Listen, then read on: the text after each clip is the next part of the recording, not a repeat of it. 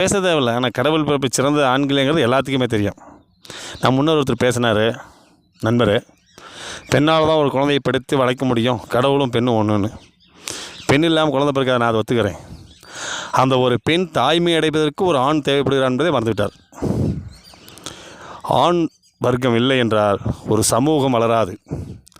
ஒரு ஆண்மகனால் தான் இரவு பகல் உழைத்து மனைவிக்கென, தன் குழந்தைக்கென, தன்னை பெற்றெடுத்த தாயார் தந்தைக்கென பல உதவிகளையும் உழைத்து ஒரு மனிதன் சமூகத்தை உருவாக்கக்கூடிய தகுதி பெற்றவன் ஆண்.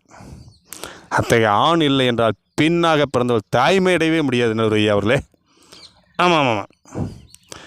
இதனால் அவர் சொன்னார், அவர் சொன்னதை நான் ஏற்றுக்கிறேன்னு சொல்ல. ஆனால் இருந்தாலும் பெண்ணை விட ஆண் இல்லைன்னா பெண்ணுக்கு பெண்மை என்பதே இல்லையே. அப்போ யார் சிறந்தது உங்களுக்கு தெரியும் இல்லையா? நல்ல தீர்ப்பை கொடுப்பீங்க நம்பி தாங்க ஐயா உங்கள்கிட்ட இந்த வாதத்துக்கு வந்திருக்கேன். ஆண்கள் இல்லை என்றால் பெண்கள் இல்லை. ஆண்கள் இல்லாத ஒரு சமூகம் வளர்ச்சி அடையாது, உற்பத்தியாகாது, சமூகம் மேன்மைப்படாது.